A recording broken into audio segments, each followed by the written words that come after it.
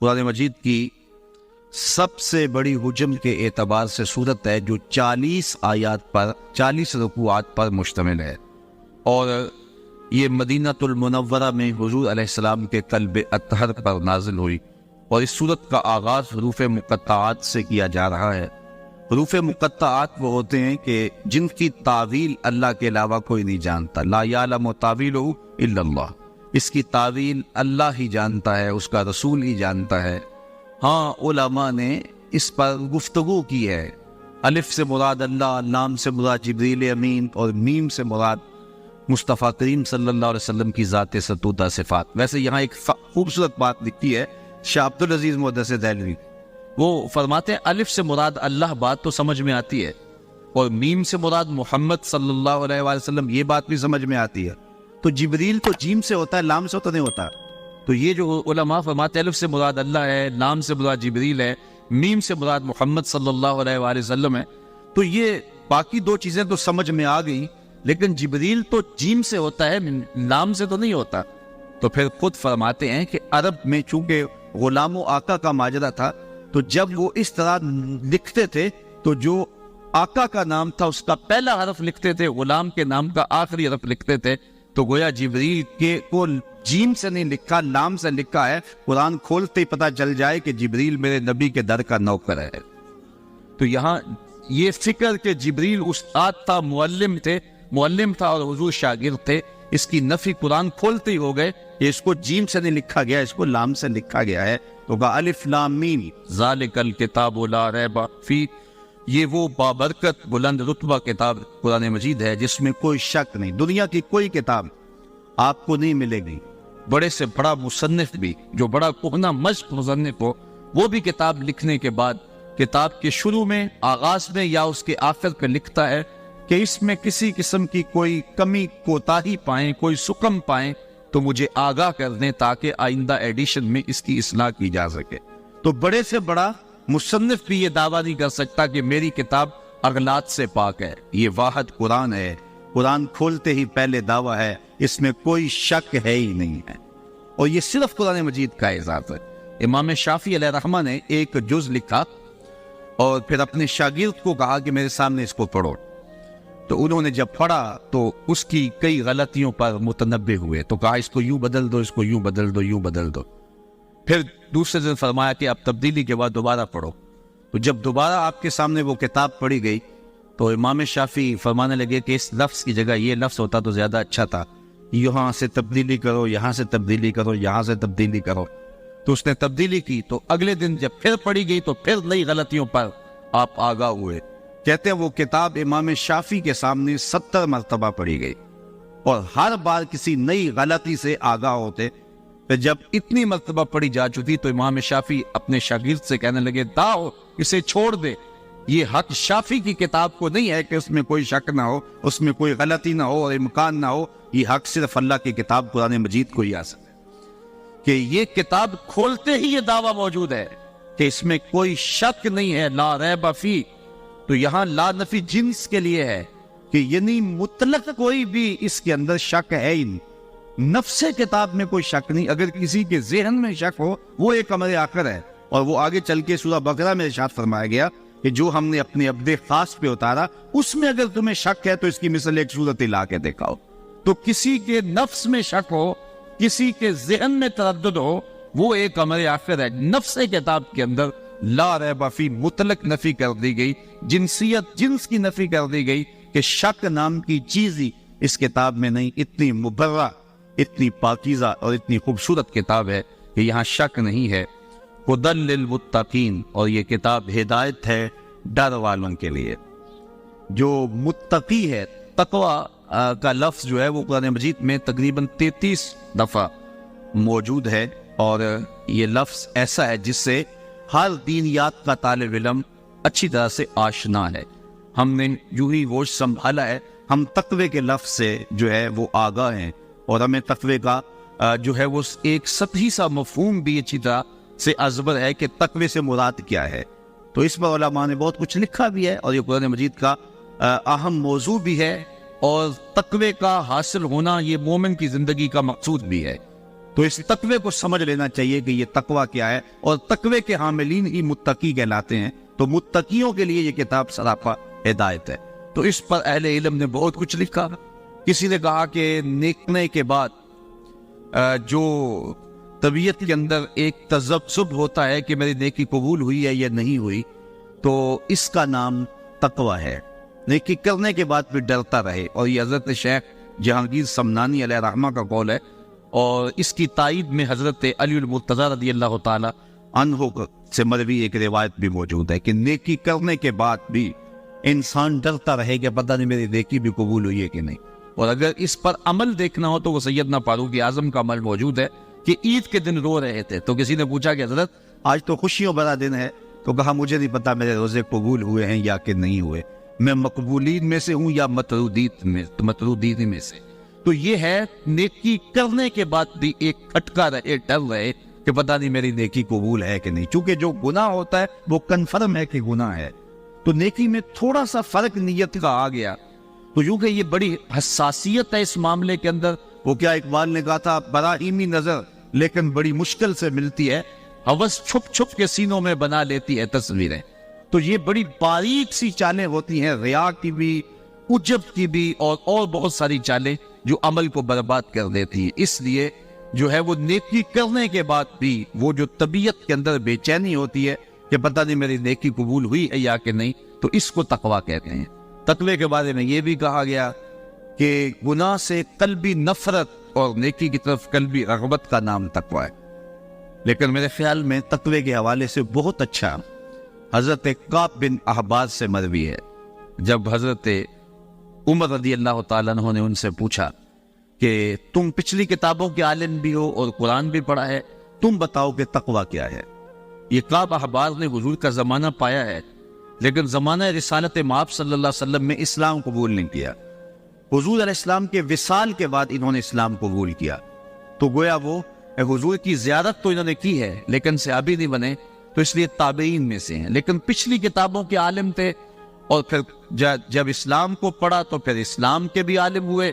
تو یہ بڑے اہم شخص تھے اس اعتبار سے، اور صحابہ ان سے کچھ امور کے اندر رجوع کرتے تھے. تو حضرت عمر نے ان سے پوچھا کہ تم نے پچھلی کتابوں کو بھی پڑھا ہے اور اسلام کو بھی پڑھا ہے، تو تم بتاؤ کہ تقویٰ کیا ہے. تو کعب احبار نے سوال کرنے پر حضرت عمر سے کہا کہ کبھی آپ ایسی وادی سے گزرے ہیں جہاں خاردار جھاڑیاں ہوں؟ تو حضرت عمر نے کہا ہاں کئی مرتبہ گزرا ہوں. تو کہا کہ پھر تم نے کیا کیا؟ تو حضرت عمر نے کہا کہ میں نے کپڑے سمیٹ لیے کہ جھاڑیوں سے گزر رہا ہوں، کو کانٹا میرے دامن سے الجھ نہ جائے اور میرا لباس تار تار نہ ہو جائے. حضرت کعب احبار کہنے لگے فضا کا تقویٰ بھی یہی ہے کہ دنیا سے یوں گزر جاؤ کہ کوئی کانٹا تمہارے دامن سے الجھ نہ جائے اور تمہیں داغدار نہ کر دے. گناہوں سے بچ بچ کے زندگی گزارنے کا نام تقویٰ ہے. تمام عمر طوفان سے کھیلتے گزری، نیا کے ڈوبنے کا ڈر بھی رہا. تو ساری زندگی یوں ہی گزرتی ہے. اور مومن وہ صوفیہ فرماتے دنیا میں اس طرح رہو جس طرح کشتی پانی میں رہتی ہے. پانی میں رہتی ہے لیکن اپنے اندر پانی نہیں آنے دیتے. کشتی پانی میں رہے تو خیر ہے، لیکن پانی کشتی میں آ جائے تو کشتی کو لے ڈوبتا ہے. تم دنیا میں رہو، دنیا تمہارے اندر نہ رہے. تو اگر بندہ دنیا میں رہے تو خیر ہے، لیکن دنیا بندے کے اندر اتر آئے. تو ابو نعیم الاصفہانی کا فتویٰ سنیے. حلیہ میں لکھتے ہیں من نظر الی الدنیا نظر لہ اخرج اللہ تعالی من قلبہ نور الیقین والزہد. جو دنیا کو محبت کی نظر سے دیکھتا بھی ہے، اللہ اس کے دل سے زہد اور تقوی کے نور کو کھینچ لیتا ہے، اس کے پلے کچھ رہتا نہیں ہے. اس لیے ہمارا مقصود رضا الہی ہے، اور اسی کے لیے ہمیں کوشاں ہونی چاہیے، اور اس کے لیے ہم اپنے تزکیے کی طرف متوجہ ہوں. سویر سے لے کر شام تک جب ہمارا وظیفہ ہی دنیا بن جائے گی تو ہمارا اندر باطن لٹ جائے گا. بے چینی، اضطراب اور بے سکونی پھر وہ کبھی بھی نہیں مٹنے پائے گی. اس کے ہم بڑے مداوے کریں گے، لیکن اصل جب دنیا کی محبت دلوں میں راسخ ہو جاتی ہے تو پھر جو ہے وہ یہ دل بنایا ہی اللہ تعالیٰ نے اپنی یاد کے لیے ہے، اور وہ گوارا نہیں کرتا اس کے اندر کسی اور کی محبت ہو. تو صوفیہ نے یہ بڑا خوبصورت نسخہ دیا کہ دنیا میں اس طرح رہو جس طرح کشتی پانی میں رہتی ہے. پانی میں رہے گی، خود بھی تیرے گی، اوروں کو بھی ترائے گی، لیکن پانی اگر اندر آ گیا تو باقیوں کو بھی لے ڈوبے گی اور خود بھی ڈوب جائے گی. تو اس لیے تقویٰ یہ ہے کہ انسان جو ہے وہ دنیا کے اندر حزم و احتیاط کے ساتھ زندگی گزارے، اس کے دامن سے گناہ کا کوئی جو ہے وہ کانٹا نہ الجھے جو اس کے دامن کو تار تار کر دے۔ تو جو متقی ہیں اللہ تعالیٰ نے قرآن مجید کو سراپا ہدایت ان کے لیے بنایا ہے۔ یہاں قرآن مجید جو ہدایت ہے اس کے لیے لفظ مصدر استعمال کیا، ہدن مصدر استعمال کیا گیا ہے۔ تو مصدر کا استعمال کرنا، اس کے معنی کی کثرت کو بیان کرنا مقصود ہے کہ یعنی سراپا ہدایت ہے، سراسر ہدایت ہے ان کے لیے جو متقی ہیں۔ اب متقی کون ہیں؟ ان کی کچھ صفات کا یہاں ذکر کر دیا تاکہ لوگوں کے لیے سمجھنا آسان ہو کہ تقوی کا حصول جو کہ مقصود ہے ایک مومن کی زندگی کا، وہ کیسے حاصل کیا جائے تقوی۔ تو اس کی پہلی شک یہ بیان کی، الذین یؤمنون بالغیب، وہ جو بن دیکھے مانتے ہیں۔ یعنی متقی وہ ہیں کہ جن کا ایمان بن دیکھے ہے، دیکھ کر کے مان لینا یہ کمال نہیں ہوتا۔ وہ تو آپ جانتے ہیں کہ جب ڈوب رہا تھا فرعون تو اس نے اس وقت کہا تھا آمنت برب موسیٰ، میں موسیٰ کے رب کو مان گیا، لیکن اس کا یہ ماننا معتبر نہ ہوا۔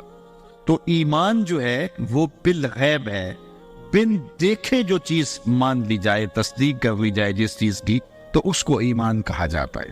تو یہ پہلا وصف بیان کیا گیا متقیوں کا کہ جو بن دیکھے مانتے ہیں، اور ایمان نام ہی بن دیکھے ماننے کا ہے۔ مجھے پھر وہ بہلول یاد آ گیا، یہ مجذوب تھا اور سڑک کے کنارے بہلول بیٹھ کے اپنے پاؤں پر مٹی کے گھروندے بناتا تھا اور انہیں مسمار کر دیتا تھا۔ یہ جس طرح بچے کو گلی میں ریت پھینک جائیں تو وہ اپنے پاؤں پہ گھروندے بنا کے ان کے گرا دیتے ہیں، تو یہ بھی اسی شغل میں لگا ہوا تھا۔ تو بادشاہ گزرا ہارون الرشید، اس نے دیکھا کہ بہلول بیٹھا ہے اور اپنے پاؤں پہ مٹی کے گھروندے بناتا ہے اور بعد میں مسمار کر دیتا ہے۔ تو بادشاہ نے مسکرا کے پوچھا بہلول کیا کر رہے ہو؟ اس نے کہا جنت کے محل بنا رہا ہوں۔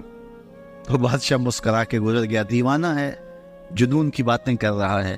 لیکن سادی بولے سادیا نزدیک رائے عاشقاں خلق مجنون اندو مجنو آکے دست، کہتے ہیں کہ اگر عاشقوں سے رائے پوچھتے ہو تو اصل جو یار کے نام پہ سب کچھ وار دیتا ہے وہی تو عاقل ہوتا ہے۔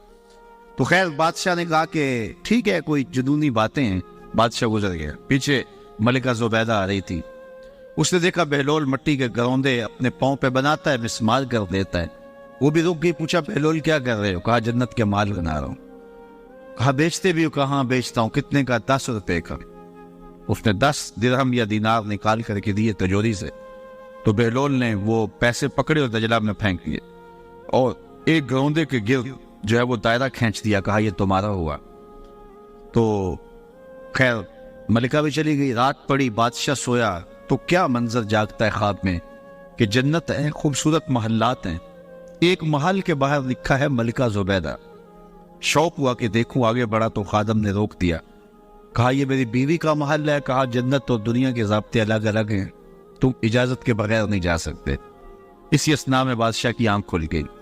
جب آنکھ کھلی تو بے چین ہو گیا، اس نے اپنی بیوی کو جگایا، بیدار کیا، کہا کہ میں تیرے نام کا جنت میں یوں محل دیکھا ہے، تو نے کون سا کوئی خاص نیک عمل کیا ہے؟ اس نے کہا وہی معمول کی نمازیں روزے، کوئی خاص عمل تو نہیں ہے کہ جو میں نے کیا ہو۔ ہاں مجھے یاد پڑا، کل میں گزر رہی تھی، دجلہ کا کنارہ تھا، دنیا جسے مجنون کہتی ہے، وہ بہلول وہ مٹی کے گھروندے بناتا تھا اور کہتا تھا یہ جنت کے محل ہیں۔ 10 درہم میں ایک گھروندہ میں نے خرید لیا تھا۔ میں نے کہا 10 درہم کیا ہوتے ہیں؟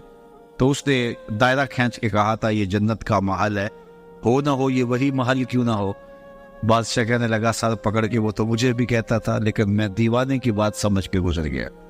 اگلے دن بادشاہ قصدن وہاں سے گزرا اور دل میں تھا کہ آج بہلول پھر اسی شغل میں مل جائے۔ تو بہلول واقعی مٹی کے گھروندے بنا رہا تھا اور پھر ہاتھوں سے مسمار کرتا چلا جا رہا تھا۔ تو ہارون الرشید رک کے کہنے لگا کہ اے بہلول کیا کر رہے ہو؟ اب دل دھڑک رہا ہے کہ کل والا جواب ہی ملے تو کیا خوب ہو۔ تو بہلول نے کہا جنت کے محل بنا رہا ہوں۔ بادشاہ کا دل تھوڑا سا سکون میں آیا تو کہا آپ بیچتے بھی ہو؟ کہا ہاں بیچنے کے لیے بنا رہا ہوں۔ کہا کتنے کا؟ کہا آدھی حکومت لگے گی۔ کہا کل تو 10 درہم کا میری بیوی نے خریدا، کہا اس کے لیے آج بھی 10 درہم کا ہے۔ تو کہا میرے لیے اتنا مہنگا کیوں؟ کہا تو دیکھ کے جو آیا ہے، الذین یؤمنون بالغیب, جو بن دیکھے سودے کرتے. تو کہا یہ تقوی والوں کی علامت ہے. اور یہاں میں آپ کی خوشی کے لیے حضور کا ایک فرمان بھی سناتا ہوں. حضور نے فرمایا طوبی لمن رآنی وآمن بی, اس شخص کو مبارک ہو جس نے مجھے دیکھا اور میرے اوپر ایمان لایا ہے. چاند پھٹتے ہوئے دیکھا, سورج واپس آتے ہوئے دیکھا, کنکروں کو کلمے بولتے دیکھا, درختوں کو سلامیاں دیتے دیکھا.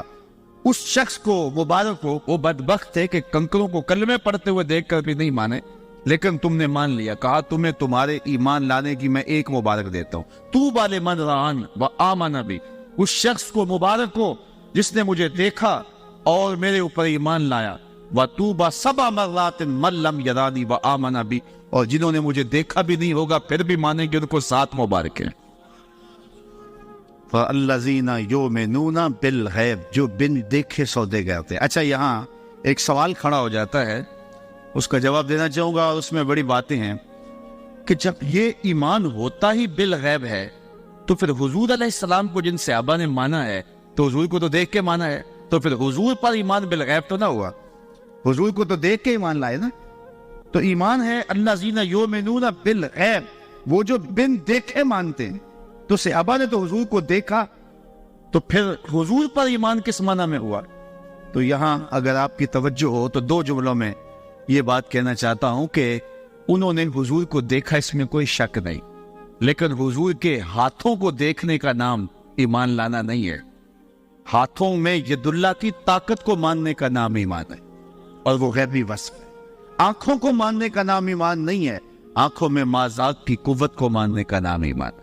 سینے کو ماننے کا نام ایمان نہیں ہے, سینے میں علم نشرہ کے جلووں کو ماننے کا نام ایمان ہے. بازو کو ماننے کا نام ایمان نہیں ہے. وہ تو ابو جہل بھی جانتا تھا یہ بازو ہے, لیکن بازو میں ما رمیت کی طاقت کو ماننے کا نام ایمان ہے. اسی طرح کانوں کو ماننے کا نام ایمان نہیں ہے, کانوں کی سماعتوں کو ماننے کا نام ہے. انی ارا ما لا ترون واسمع ما لا تسمعون, کہا جو میں دیکھتا ہوں تم نہیں دیکھتے, جو میں سنتا ہوں تم نہیں سنتے ہو. ان قوتوں کو ماننے کا نام ایمان ہے.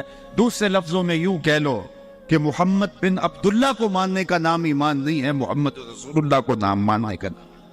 اور یہ اوصاف غیبیاں ہیں.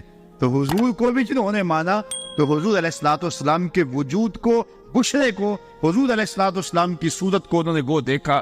لیکن ایمان ان غیبی صفات پر ہے جو دکھائی نہیں دیتی, اور ان غیبی صفات کو ماننا ہی کمال ہے. تو آج اگر کوئی رسول اللہ کو مانتا ہے لیکن حضور کے کمالات نہیں مانتا ہے تو پھر کس طرح اس کا ایمان معتبر ہوگا؟ ایمان تو بالغیب ہوتا ہے. تو رسول اللہ کے چہرے کو ماننے کا ایمان نام ایمان نہیں ہے, چہرے میں وجہ اللہ کے جلووں کو ماننے کا نام ہے. تو جنہوں نے ظاہری طور پہ دیکھا, ذرا ان کا رنگ بھی دیکھیے. یہ قرآن سے چلو اس بات کو طے کر لیتے. کچھ لوگوں نے دیکھا نا, لیکن خدا کہتا ہے نہیں دیکھا. ذرا غور کیجیے اس جملے پہ, وَتَرَاهُمْ يَنْظُرُونَ إِلَيْكَ وَهُمْ لَا يُبْصِرُونَ. کیا مرحلہ محبت ہے, اور کیا اللہ تعالیٰ نے جو ہے وہ کمال کر دی کہ فرمایا کہ وَتَرَاهُمْ يَنْظُرُونَ إِلَيْكَ, محبوب آپ ان کو دیکھ رہے ہیں, آپ ان لوگوں کو دیکھ رہے ہیں. وَتَرَاهُمْ, آپ ان کو دیکھ رہے ہیں. کیا يَنْظُرُونَ إِلَيْكَ, کہ یہ تمہیں دیکھ رہے ہیں. اے محبوب آپ ان کو دیکھ رہے ہو کہ یہ آپ کو دیکھ رہے ہیں, آپ ان کے دیکھنے کو دیکھ رہے ہیں. وَهُمْ لَا يُبْصِرُونَ, میں خدا ہو کے کہہ رہا ہوں کہ یہ تمہیں دیکھ ہی نہیں رہے. ذرا غور تو کیجیے, ایک ہی آیت میں 3 باتیں گئی. وَتَرَاهُمْ يَنْظُرُونَ إِلَيْكَ وَهُمْ لَا يُبْصِرُونَ, محبوب آپ دیکھ رہے ہیں کہ یہ تمہیں دیکھ رہے ہیں, میں کہتا ہوں نہیں دیکھ رہے. ذرا اس میں تھوڑی دیر کے لیے رک جائیے کہ یہ دیکھ رہے ہیں اور ان کے دیکھنے کو محبوب آپ دیکھ رہے ہیں, لیکن میں کہتا ہوں خدا ہو کہ نہیں دیکھ رہے. اللہ اکبر. وَتَرَاهُمْ يَنْظُرُونَ إِلَيْكَ وَهُمْ لَا يُبْصِرُونَ, محبوب یہ دیکھ رہے ہیں, آنکھیں پھاڑ پھاڑ کے دیکھ رہے ہیں, لیکن میں کہتا ہوں نہیں دیکھ رہے. اس لیے کہ جنہوں نے تجھے اپنے جیسا دیکھا دیکھا ہی نہیں ہے. کول ہندیاں میں کہیں اپنا نہ جانے, دل والے آکھیا دلدار آ گئے. یا تبھی تو قبر میں سوال ہوتا ہے نا ابو جہل کو, من ربو کا ما دینو کا ما کنت تقولو فی ھذا الرجل. حضور سامنے ہیں, ابو جہل کو سوال ہوتا ہے کہ حضور کے بارے میں, حضور سامنے ہے, ذرا توجہ فرمائیے گا, حضور سامنے ہیں. ابو جہل کو سوال ہوتا ہے ان کے بارے میں کیا کہتا ہے, یہ کون ہے؟ ابو جہل کو قبر میں سوال ہو رہا ہے, حضور سامنے ہے, پوچھا جاتا ہے یہ کون ہے, تو ابو جہل کیا کہتا ہے, ہے ہاتھ لا ادری، ہائے افسوس میں تو نہیں پہچانتا یہ کون ہے، مجھے تو نہیں پتا یہ کون ہے۔ یار اگر پتا نہیں ہے تو پتھر کس کو مارتا تھا؟ پتا نہیں ہے تو کانٹے کس کی راہوں میں بچھاتا تھا؟ پتا نہیں ہے تو دارالندوا میں بیٹھ کے قتل کی سازش کس کے خلاف تیار کی ہے؟ کس کے اوپر اوجریاں ڈلواتا تھا؟ لیکن وہ کہتا ہے ہاتھ لا ادری، ہائے افسوس میں نہیں جانتا۔ ساری زندگی آنکھیں پھاڑ پھاڑ کے دیکھتا رہا، آج قبر میں حضور سامنے ہیں، سوال ہوتا ہے بتا یہ کون ہے؟ وہ کہتا ہے ہاتھ لا ادری، ہائے افسوس میں نہیں جانتا۔ 14 صدیاں گزرنے کے بعد غازی ممتاز قبر میں اترتا ہے، فرشتے پوچھتے ہیں غازی بتا یہ کون ہے؟ تو غازی کہتا ہے پیچھے ہٹو، پہلے پائے ناز کو چوم تو لینے تو، میں تو مر کے پہنچا ہوں یہاں اس دل ربا کے واسطے، یہ تو بخت سور گئے کہ میری قبر میں آئے وہ میرے مزار پہ گھونگٹ اتار کے، آئے وہ میرے مزار پہ گھونگٹ اتار کے، مجھ سے نصیب اچھے ہوئے میرے مزار کے، یہ تو بخت سور گئے کہ وہ میری قبر پہ آئے، پیچھے ہٹو پہلے مجھے پاؤں تو چوم لینے دو۔ ساری زندگی تو میں ناطے ہی ان کی پڑھتا رہا، میں تو ذکر ہی ان کا کرتا رہا، پھانسی کا پھندا چوم کے میں نے ایسے ہی گلے میں تو نہیں ڈالا تھا، میں نے اس لیے سب کچھ قربان کیا تھا کہ ان کا دیدار نصیب ہو جائے۔ سوال کھڑا ہو گیا، جس نے ساری زندگی دیکھا وہ کہتا ہائے افسوس میں نہیں پہچانتا یہ کون ہے۔ اور 14 صدیوں کے بعد غازی علم الدین قبر میں اترتا ہے، عامر چیمہ قبر میں اترتا ہے، سوال ہوتا ہے کہ یہ کون ہے؟ تو کہتے ہیں پیچھے ہٹو پہلے پائے ناز چوم لینے دو۔ جس نے دیکھا وہ پہچانتا نہیں، جس نے نہیں دیکھا وہ پہچان رہا ہے۔ تو اس کا سبب کیا؟ تو صاحب و سبب یہ ہے، اقبال کہتا ہے در دل مسلم مقام مصطفیٰ آبروئے ماز نام مصطفیٰ، مومن کے دل میں ڈیرے حضور کے ہوتے، اور اس کی آنکھوں نے دیکھا تھا، اس کے دل نے نہیں دیکھا تھا۔ ابو جہل کی آنکھوں نے دیکھا تھا اور رب نے نفی کر دی، وَتَرَاهُمْ يَنْظُرُونَ إِلَيْهِ، محبوب یہ آنکھیں پھاڑ پھاڑ کے دیکھ رہے ہیں اور آپ ان کے دیکھنے کو دیکھ رہے ہو، وَهُمْ لَا يُبْصِرُونَ، میں خدا ہو کے کہہ رہا ہوں یہ نہیں دیکھ رہے، اس لیے کہ انہوں نے دیکھا ہی نہیں۔ تو حضور کے بازوؤں کو ماننے کا نام ایمان نہیں، بازو میں مارمیت کی طاقت کو ماننے کا نام ایمان ہے، تو وہ غیبی صفات کو ماننے کا نام ایمان ہے۔ تو یہ اگرچہ 14 صدیوں کے فاصلے پہ تھے، انہوں نے وہ بازو نہیں دیکھے، بازو کی قوت کو تو مانا ہے نا، تبھی تو کھڑے ہو کے پڑھتے تھے جس کو بارے دو عالم کی پرواہ نہیں، ایسے بازو کی قوت پہ لاکھوں سلام۔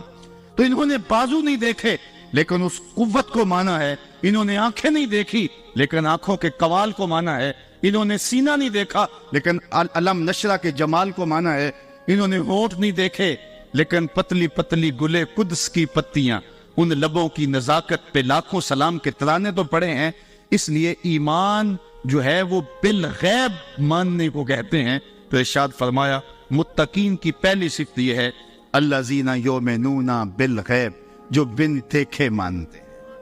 تو یہ کمال ہے، بن دیکھے ماننا، انڈٹھا سودا کرنا، اور وہ جو بھی کرے گا وہ بامراد ہوگا، کیونکہ اگر آنکھوں سے انہوں نے دیکھا تو ان آنکھوں میں تو مٹی پڑ گئی قبر کی، اس وقت تو دل کی آنکھیں کھلی، تو دل کی آنکھوں نے دیکھا ہی نہیں تھا، تو دل کی آنکھوں نے دیکھا نہیں تھا تو اب وہ پہچان نہیں سکے، اور جو ہے وہ جن کی دل کی آنکھوں نے دیکھا تھا، ان آنکھوں نے گو نہیں دیکھا تھا، دل کی آنکھیں کھلی تو سامنے جلوے رسول کے نظر آئے۔ اس لیے ایمان جو ہے وہ بالغیب ایمان لانے کا نام ہے۔ آگے ارشاد فرمایا وَيُقِيمُونَ الصَّلَاةَ، اور وہ نماز قائم رکھیں۔ نماز یہ دوسری صفت ہے اہل تقوی کی، کہ ایک تو وہ بالغیب مانتے ہیں، ایمان بالغیب رکھتے ہیں، بن دیکھے سودے کرتے ہیں، اور دوسری بات کہ وہ اقامت صلاۃ کا فریضہ سر انجام دیتے ہیں، 5 گانہ نماز، یہ ان کا معمول زندگی، یہ متقیوں کی صفت ہے۔ پہلی صفت کا تعلق اعتقادات سے ہے، اب دوسری صفت کا تعلق جو ہے وہ عبادات سے ہے، اور عبادت بدنیہ سے ہے، کہ وہ 5 گانہ نماز شعار زندگی رکھتے ہیں، اقامت صلاۃ کا مفہوم اچھی طرح سمجھتے ہیں، اور ان کی پیشانیاں رب کے حضور جھکتی ہیں۔ کتنے خوش نصیب لوگ ہوتے ہیں جنہیں رب کے حضور سجدہ میسر ہوتا ہے، اور کتنا بدبخت شخص ہوتا ہے جسے رب کے حضور سجدے کی توفیق نہیں ملتی۔ یا صبح کے وقت چڑیاں بھی اپنے گھونسلوں سے نکل کے رب کی تسبیح بول رہی ہوتی ہیں، اور حشرات الارض بھی بلوں سے باہر نکل کے رب کی پاکی کے ترانے پڑھ رہے ہوتے ہیں، اور وہ کتنا بد نصیب ہوتا ہے جو اس وقت نیند کے خراٹوں میں ہوتا ہے۔ آغاز اللہ کے حضور سجدے سے کیجئے، پھر دارین کی عزتیں تمہیں مقسوم کرے گا. آگے فرمایا وَمِمَّا رَزَقْنَاهُمْ يُنْفِقُونَ، اور ہم نے جو ان کو عطا کیا اس سے وہ خرچ کرتے ہیں. یہ عبادت مالی ہے، یعنی پہلے عبادت بدنیہ کا ذکر تھا صلاۃ سے، اب عبادت مالیہ کا ذکر کیا کہ وہ اپنے مال کو راہ خدا کے اندر خرچ کرتے ہیں. جو بھی ہم نے انہیں دیا اس سے خرچ کرتے ہیں. ویسے علماء تفسیر نے لکھا ہے کہ یہاں سے صرف مال ہی مراد نہیں ہے، بلکہ کسی کو علم دیا تو علم خرچ کرتا راہ خدا میں، کسی کو صلاحیت سے نوازا گیا تو صلاحیت کو خرچ کرتا ہے راہ خدا میں، اس کو جو بخشا گیا، اصل رسوخ دیا گیا ہے، اس کو جو ہے وہ صلاحیت دی گئی ہے، اس کو علم کا نور دیا گیا ہے، اس کو جو بھی دیا گیا ہے اس کو راہ خدا میں خرچ کرتا ہے. لیکن عمومی طور پہ یہاں سے مال مراد دیا گیا ہے کہ اللہ نے اس کو جو دیا ہے اس سے وہ خرچ کرتا ہے، یعنی اللہ کے دیے سے خرچ کرتا ہے. یہ اس کا رنگ ہے، یہ اس کی کرم نوازیاں ہیں کہ وہ خود دے کے کہتا ہے میری راہ میں خرچ کرو، بلکہ وہ خود دے کے کہتا ہے کون ہے جو مجھ کو قرض حسنہ دے، یعنی خود عطا کرتا ہے اور پھر خود کہتا ہے مجھے قرض حسنہ دو، میں تمہیں اچھے طریقے سے لوٹاؤں گا. اور دینے والوں نے بھی راہ خدا میں جب دیا تو حد کر دی. ابو دہدا ایک صحابی، جب یہ آیت تھی نا من ذا الذی یقرض اللہ قرضا حسنا، کہ کون ہے جو اللہ کو قرض حسنہ دے، تو انہوں نے حضور کا ہاتھ پکڑ لیا اور کہا حضور کیا اللہ نے واقعی ہم سے قرضہ مانگا ہے؟ تو حضور نے فرمایا ہاں ابو دہدا، اللہ نے واقعی ہم سے قرضہ مانگا ہے. تو وہ حضور کا ہاتھ پکڑ کے ایک سمت جاتے جا رہے ہیں اور آگے ان کا باغ آ گیا جس میں 600 کھجوروں کے درخت تھے، اور کب باغ لگایا جاتا ہے، کب پلتے ہیں اور پروان چڑھتے ہیں، اور جب جو ہے وہ باغ کمال پہ ہوتا ہے، جوبن پہ ہوتا ہے، تو پھر جو ہے اس کے ساتھ جو باغ کے مالک کو محبت ہوتی ہے. ہمارے دیہاتوں میں لوگ کہتے ہیں کہ جٹ گنا نہیں توڑن دیتا، اور چاہے وہ گڑ کی پیسی وہ دے دے لیکن گنا نہیں توڑنے دیتا. تو وہ اپنے کھیت کے ساتھ جو تعلق ہے یہ اس کی مثال ہے. تو 600 کھجوروں کے درخت، تو انہوں نے حضور کا ہاتھ پکڑا اور باغ کے قریب لے گئے اور کہا حضور کیا اللہ نے واقعی ہم سے قرضہ مانگا ہے؟ تو حضور نے پھر فرمایا ہاں اللہ نے واقعی قرض مانگا. تو کہا پھر اس سودے کے آپ گواہ بن جائیں، یہ باغ میں نے اللہ کو قرضے میں دے دیا. وہ 600 کھجوروں پر مشتمل باغ، ان کی رہائش بھی اس باغ کے اندر تھی. اب اندر نہیں جا رہے، باہر ہی کھڑے ہو گئے اور اپنی بیوی کو آواز دی یا امت دہدا اخرجی، اے دہدا کی امی ذرا باہر آ جا، یہ باغ اب ہمارا نہیں رہا، ہم نے اللہ کو دے دیے. اچھا وہ حضور کے درس گاہ کے پڑے ہوئے لوگ کیسے خوش نصیب تھے. اس خاتون نے یہ نہیں کہا کہ ابو دادا کیا غضب ڈایا ہے، بچوں کو لے کے کدھر جائیں. اس نے جلدی جلدی سامان سمیٹا، بچوں کو باہر لیا اور حضور کے سامنے آ کھڑی ہوئی اور ابو دادا سے مخاطب ہو کہنے لگی یا ابا دادا رابحہ بیعو کا، اے ابو دادا تم نے بڑا ہی نفع والا سودا کر لیا ہے، تو نے بڑا ہی نفع والا سودا کر لیا ہے. وہ بابا اشفاق مرحوم نے کہا تھا کہ اللہ کی راہ میں دو، تم نے اللہ کے دیے ہوئے سے دینا ہے، کون سا اپنی طرف سے دینا ہے؟ تو کہا وَمِمَّا رَزَقْنَاهُمْ يُنْفِقُونَ، جو ہم نے دیا اس سے وہ خرچ کرتے ہیں. اللہ کے دیے سے جب وہ راہ خدا میں خرچ کرتے ہیں. میرے والد گرامی فرمایا کرتے تھے، ہمارے دیہاتوں میں شاید آپ کے یہاں بھی ہو، پہلے کنویں ہوتے تھے جن سے پانی نکال کر کے ہم کھیتوں کو سیراب کیا کرتے تھے. بعد میں ان کی جگہ ٹیوب ویل آ گئے تو وہ کنویں بند نہیں کیے گئے، دیر تک وہ موجود رہے ہیں، لیکن ان سے لوگوں نے فائدہ حاصل کرنا چھوڑ دیا اور وہ ٹیوب ویل کے ذریعے سے پانی لینا شروع کر دیا. تو وہ کنویں بند نہیں ہوئے تھے، دیر تک وہ کنویں رہے. لیکن ہم جاتے تھے کنویں پر تو دور تک پانی نظر آتا تھا، بہت نیچے، اور وہ بھی گدلا میلا سا پانی. تو بزرگ فرمایا کرتے تھے کہ یہ کنویں جب تک فیض باہر دیتے تھے اللہ نیچے سے بھی انہیں سوتے دیتا تھا، اور جب انہوں نے باہر دینا چھوڑ دیا اللہ نے بھی دینا چھوڑ دیا.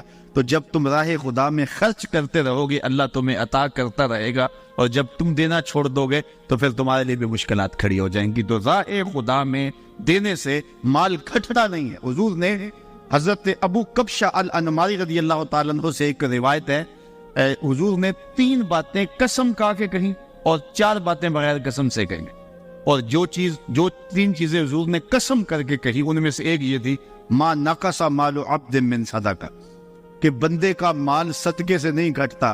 حضور فرمایا اس پر محمد قسم کرتا ہے، مجھ سے قسم لے لو کہ صدقے سے مال کم نہیں ہوتا. تمہارا کیلکولیٹر کہتا ہے کہ 100 سے اتنے دیے تو اتنے کم ہو گئے، لیکن وہ کہتا پھر حضور فرماتے ہیں مجھ سے قسم دے دو کہ صدقے سے مال کم نہیں ہوتا. دوسری بات حضور نے یہ ارشاد فرمائی کہ جب کوئی کسی کو معاف کر دے، حضور فرمایا مجھ سے ضمان دے لو، میں قسم دیتا ہوں اس کی عزت میں فرق نہیں آتا. اور تیسری بات حضور نے فرمائی جو بندہ سوال کرنے لگ جاتا ہے تو اس کی محتاجی ختم نہیں ہوتی. تو یہ تین چیزیں حضور نے اللہ کی قسم کر کے کہی. تو کہا وَمِمَّا رَزَقْنَاهُمْ يُنْفِقُونَ, وہ اللہ کے دیے ہوئے سے خرچ کرتے ہیں. اور پھر اس کے بعد پھر اعتقاد کی بات آئی وَالَّذِينَ يُؤْمِنُونَ بِمَا أُنزِلَ إِلَيْكَ وَمَا أُنزِلَ مِن قَبْلِكَ وَبِالْآخِرَةِ هُمْ يُوقِنُونَ, اور وہ ایمان لائیں اس پر جو محبوب تمہاری طرف اترا نازل ہوا اور جو آپ سے پہلے اتارا گیا اس پر ایمان لائے اور آخرت پر یقین رکھیں. یہ متقیوں کی صفات ہیں کہ حضور پر جو نازل ہوا, حضور سے قبل جو نازل ہو, حضور سے بعد کے نزول کی بات نہیں کی. اور یہ ختم نبوت پہ دلیل ہے کیونکہ حضور کے بعد نزول کا سلسلہ رک گیا.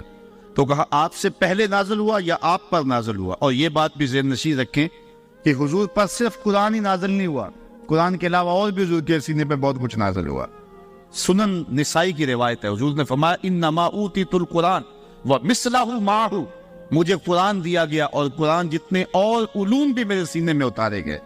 اور فرمایا کہ قرب قیامت میں کچھ لوگ موٹے پیٹ والے پلنگ کے اوپر بیٹھ کے کہیں گے کہ جی حلال وہی ہے جو اللہ نے حلال کیا, حرام وہی ہے جو اللہ نے حرام کیا. حضور نے ارشاد فرمایا مجھے قرآن اور قرآن جتنے اور علوم عطا کر دیے گئے, جس کو میں حلال قرار دے دوں وہ ایسی ہے جس طرح اللہ نے حلال قرار دے دیا, اور جس کو میں حرام قرار دے دوں وہ ایسا ہی ہے جس طرح اللہ نے حرام قرار دے دیا. حضور کو اللہ تعالیٰ نے اختیار فی شریعہ عطا فرمایا ہے, تو اس لیے فرمایا محبوب آپ پر جو بھی نازل ہوا, یہ صرف قرآن کی تخصیص نہیں ہے.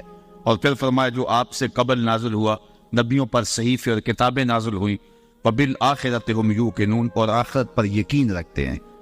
آخرت پر حالانکہ پہلے ایمان کا ذکر ہو گیا تھا, یہاں آخرت کے یقین کو زیادہ جو ہے وہ وضاحت کے ساتھ بیان کیا گیا. وہ اس لیے کہ جو مشرکین تھے عقیدہ آخرت کے حوالے سے وہ تردد کا شکار تھے. توحید کے حوالے سے ان کا تصور تھا, اگرچہ جو ہے وہ اس کے اندر تعبیرات غلط کرتے تھے, اور رسولوں کے انتصاب کے حوالے سے جو ہے وہ انہیں معاملہ تھا, نفس رسالت کے منکر نہیں تھے, لیکن عقیدہ آخرت کا ڈٹ کے انکار کرتے تھے.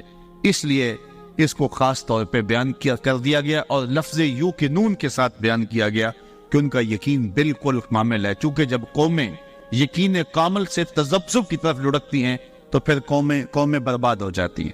علامہ اقبال نے ایک جگہ پہ کہا تھا کہ سن ہے تہذیب حاضر کے غلام, غلامی سے بدتر ہے بے یقینی.